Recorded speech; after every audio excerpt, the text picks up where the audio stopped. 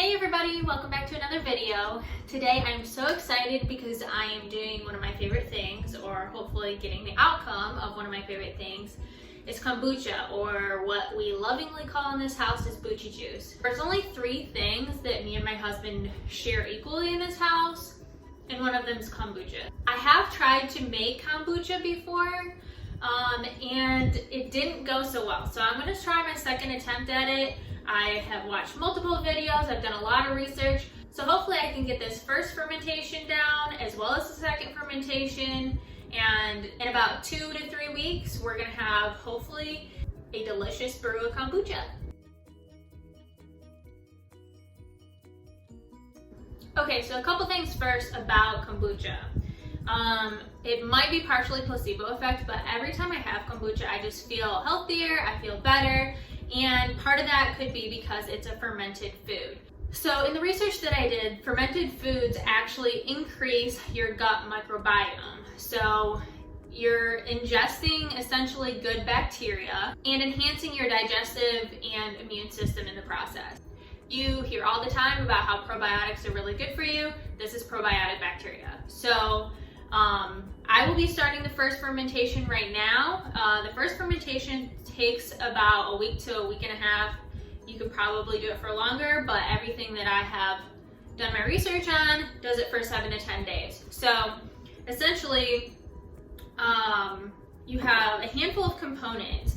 One of the main components is a SCOBY. So I first want to say make sure you're washing your hands before you do all this, because it is finicky. I didn't get a second fermentation down the last time I did it, so I'm definitely making sure that I'm a little bit more careful this time. But essentially, so a SCOBY is short for, abbreviated for, symbiotic culture. So it's essentially a compilation of yeast and bacteria. So this is kind of a couple of them stuck together here, but this is like a full cute little SCOBY. This is as cute as it gets, honestly. I'll show you some pictures of some other ones and they look like buggers pretty much. But anyways, so this is kind of like my makeshift SCOBY hotel. SCOBY hotel is after you use them, you put them back in with their friends pretty much and try to keep them, and if other people want them you can share them with them too. But I had an original SCOBY that my sister actually got me for Christmas a year or 2 ago, and I think this is the original here.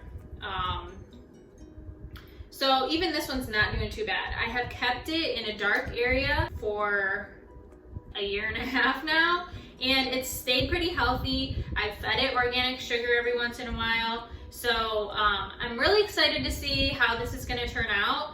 I will get one of these newer Scobies out, and I'm just going to go ahead and get the process. So you will want to use filtered water or purified water, because everything needs to be pretty clean. Bacteria feeds off of just about anything, so you just want to make sure everything's really clean. I'm going to go ahead and boil 4 cups of this water so that I can steep my tea, and then I'll see you back here.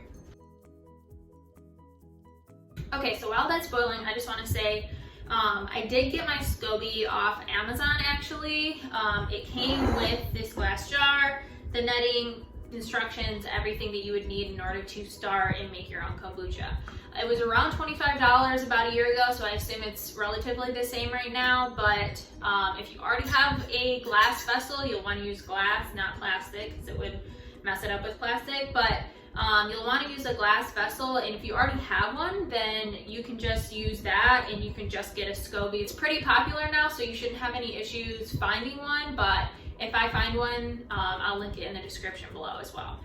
Okay, so now that I have some boiling water, I'm gonna go ahead and steep my tea. You're supposed to use black tea, or that's like the #1 recommended tea, but they also say that you can use green tea. You just wanna make sure that it's pure tea. If you can get organic, that's even better. But once again, bacteria will feed off of anything. So the most pure form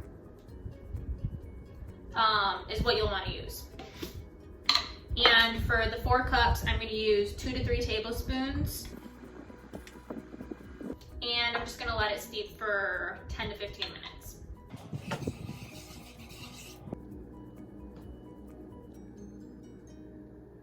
Okay, so now that my tea has been steeping for 10 to 15 minutes, I'm gonna go ahead and strain out the tea leaves. Okay, so my phone died for some of that exciting stuff, and I didn't realize it. So what you missed is that when I filtered out the tea, I then added 3/4 of a cup of raw organic cane sugar. This is what the Scobie is going to feed off of, and you're always going to want to make sure there's organic raw cane sugar. If you try to use any other sugar, apparently it don't work. So then after that, I added 8 more cups of the filtered water that I used to boil. So now I'm just gonna let it get down to room temperature. I don't have a thermometer, but they say the Scobie has to live between 65 and 90 degrees. So I'm just gonna wait a little bit, make sure this gets down to room temperature, and then I'm gonna add my Scobie. All right, so now that this has cooled down a little bit, I'm gonna add the Scobie into the tea. Now it doesn't really matter if the Scobie sinks or floats right now because it's just getting acclimated, but as you can see, the Scobies will pretty much take shape of whichever vessel that they're in. So this is what the Scobies have been living in, so this is what contains my starter liquid. This is one of the most important parts of doing kombucha. It gets the pH level to a point where it's not acidic anymore, or it's acidic enough so that it doesn't produce mold or any other bacteria. So I'm gonna take, they usually say to do like anywhere from 1/2 cup to 2 cups is what I've heard. I don't think I have 2 cups in here, so I'm gonna try to do 1 cup. Okay, so that's about 1 cup. I think that should be fine. And then there's still enough liquid in here for this to stay alive. Now, I think the issue that I had last time was that I used this, and you want the vessel to be covered so that it can breathe a little bit, but you don't want the holes big enough so that any other bacteria can get in there, because like I mentioned previously, this will feed off of anything. So it has a lot of bacteria in here, so any little extra particles you do not want in there. So I'm going to use this instead this time. So you want to make sure that this is on here securely.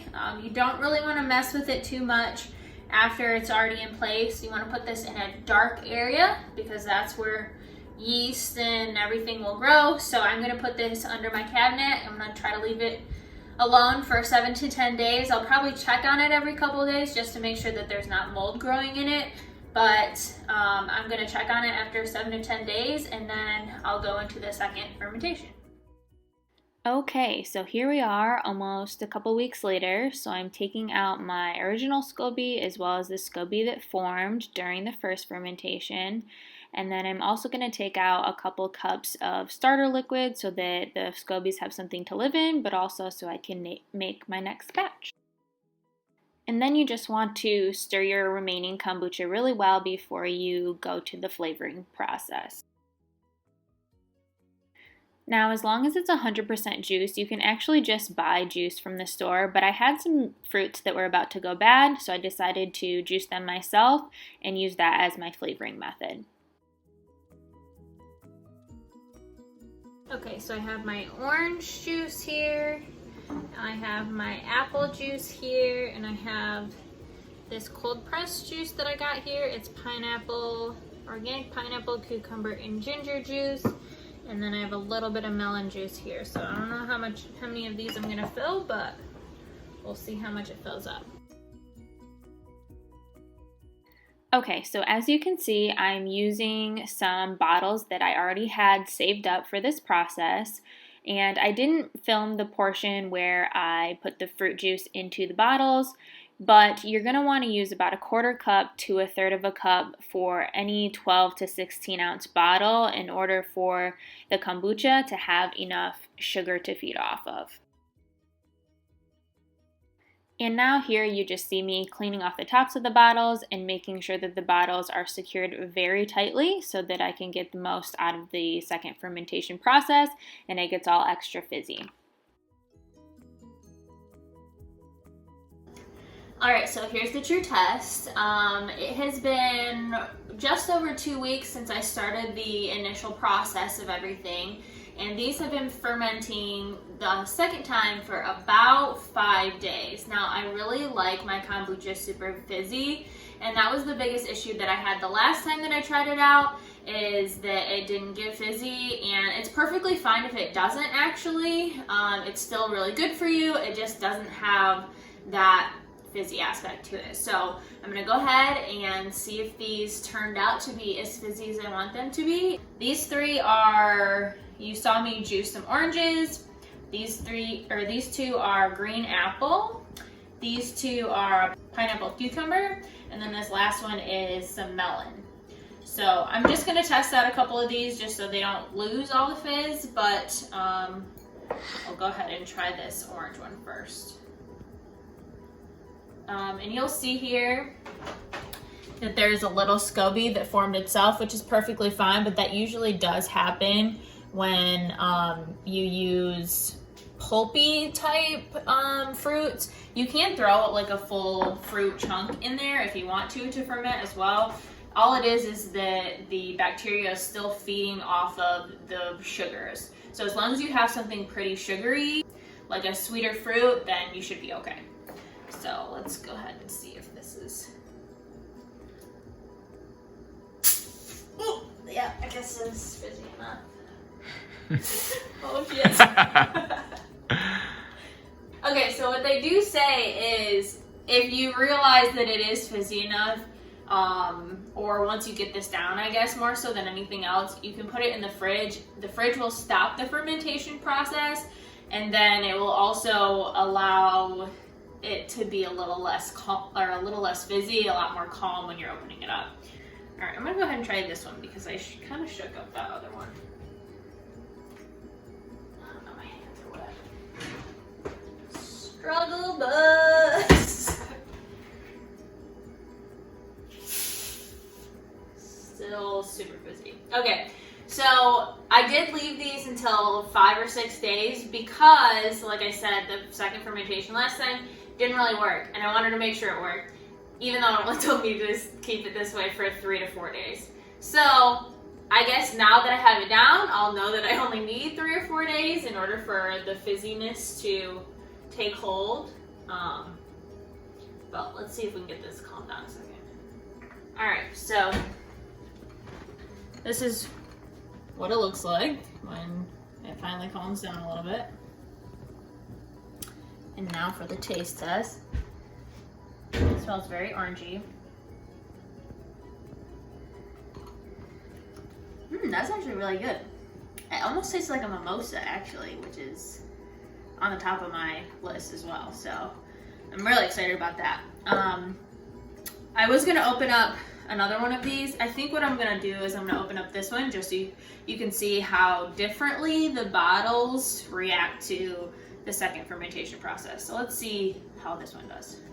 Maybe I'll be over here or that.